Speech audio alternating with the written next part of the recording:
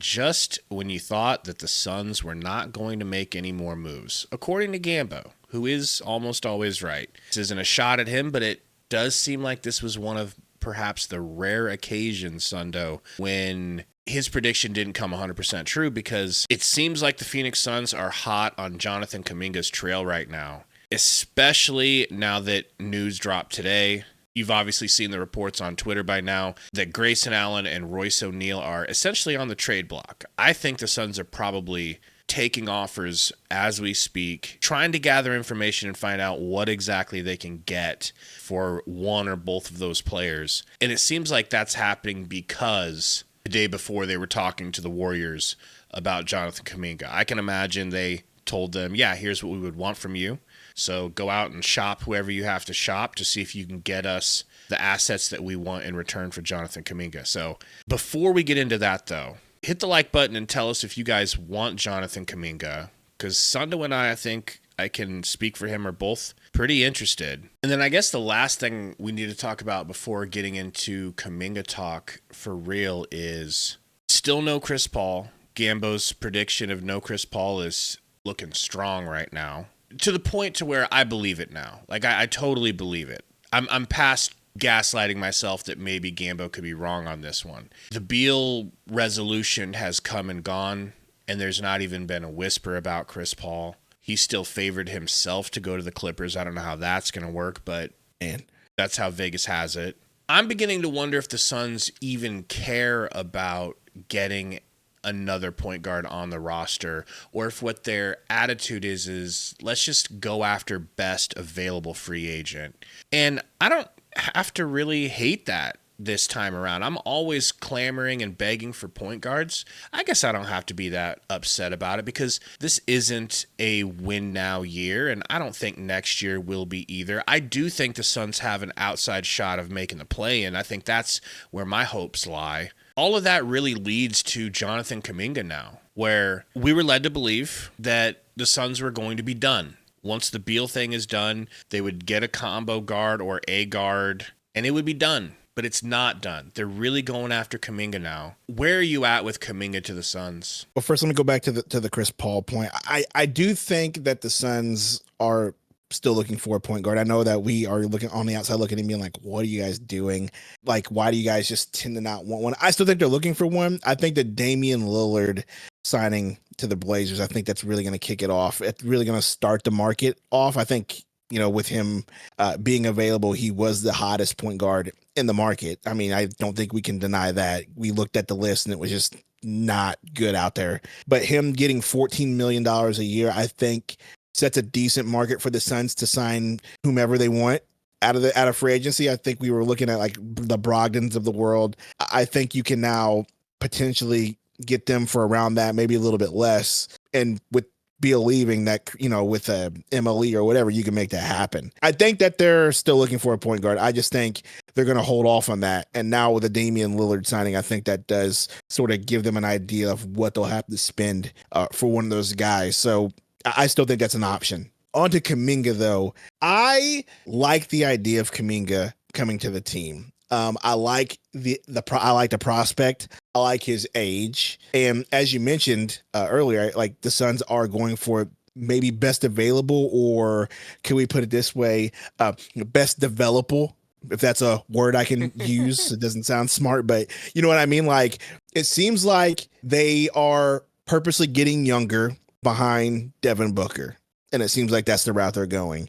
Jonathan Kaminga is only, 23 years old. He is a restricted free agent, however. So it would have to be a sort of, if he does end up coming here, it'll have to be like a sort of sign and trade where the Warriors will have to, make an offer, wait until a team matches it, so on and so forth. Like there's going to have to be that sort of situation. So, or maybe we trade for him now and then we make that offer for him. But there's still going to be some sort of finagling that's going to happen for him. But as far as the prospect, love it. The size is not ideal for me and you personally, but we're not the GM, nor are we the coach of the Suns.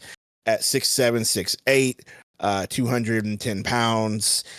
That's a little light for us at the power forward position, but in the current NBA, as athletic as he is and long, I think it would be a good fit. It seems like this is the move they're going to go, because when you look at the roster, other than Nigel Hayes Davis and Rasheer Fleming, who we watched at Summer League and we don't think will be ready to start, that will be your starting power forward, unless you put Ryan Dunn there and then you start maybe a Dylan Brooks there and go that route. But other than that, those are your only options at the 4. And so I could see why they would look for Jonathan Kaminga. Yeah, he'd be a clear upgrade as a starter. He, like Jalen Green, gets to the rim. It's another rim pressure guy that the Suns would be able to use, and we all know they've been needing rim pressure forever.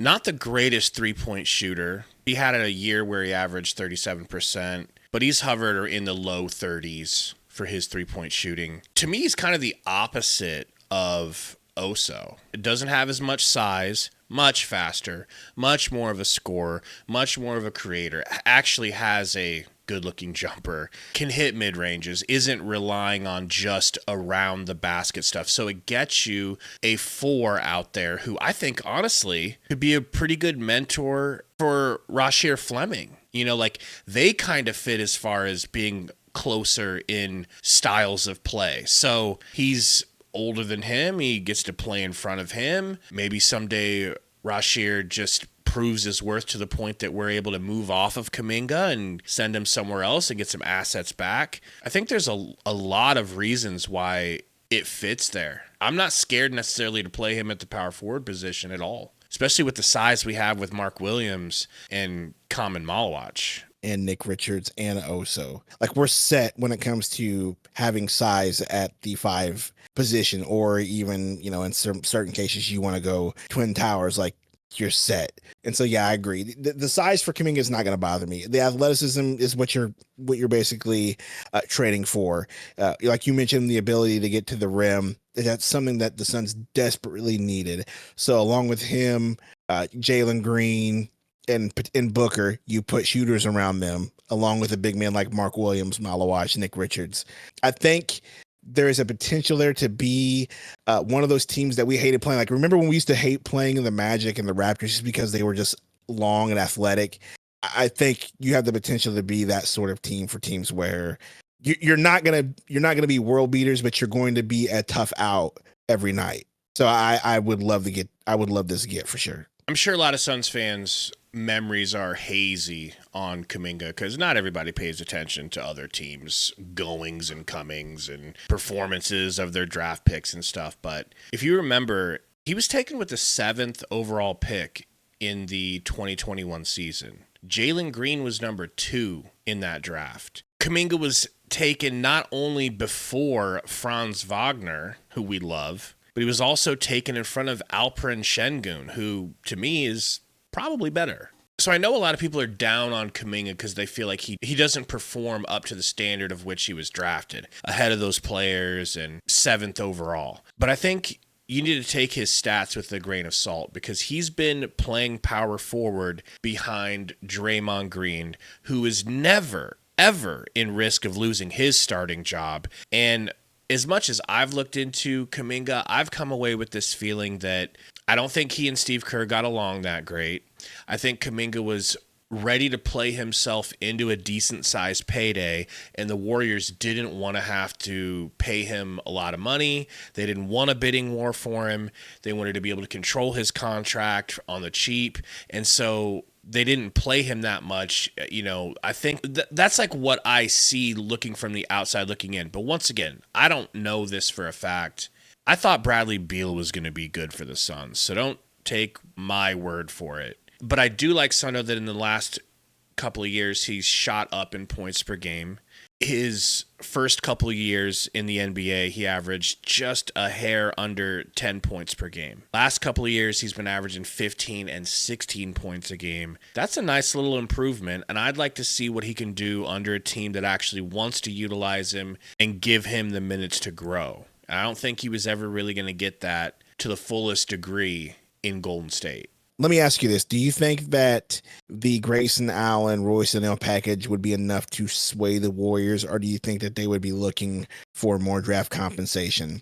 We do have some firsts we can move. We have a first next year we can move potentially. I don't like that idea. We do have 2 2027 picks that we could move. As far as second rounders, we got 2 in the upcoming draft and 1 in 2027. So we do have some draft conversation we can move to make this happen. But do you think that would be enough to move them, just those two players alone? We mentioned, Kaminga is the younger guy, but I feel like with the Jimmy Butler trade, they have put themselves sort of in a position like we were, where it's like win now, win now, win now. We'll take players that can shoot threes and contribute. And as you mentioned, Draymond's going to play. Kaminga's probably not going to put that many minutes in. I mean, he's only been putting in what, 20, 26, 24 a game for the past 3 seasons. So do you think that's enough for them, or do you think they'll want more? I would have thought that those two should have been enough. I would have made an argument that those two should be enough. We're giving you two guys on very friendly contracts that are both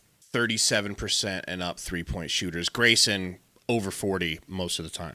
Very friendly contracts, very controllable and movable contracts as well. So yeah, I mean, for sure, because we are definitely taking on the risk of a Kaminga where we would have to offer or whatever. There's going to be that situation there. So yeah, I mean, I would think that that's more than enough, but this is the Warriors, and they might try to be like, nah, we might need more. You know what I mean? They may really try to, put us to the fire on this one. That's where I'm leaning, because with the order of which the news has come out, it was the Suns are interested in Kaminga. Okay, the next step, the Suns are now shopping Royce and Grayson. So clearly they had a conversation, and I'm sure if they're willing to shop Royce and Grayson, either it goes the opposite way where the Suns are like, you're not getting both of these guys for Kaminga.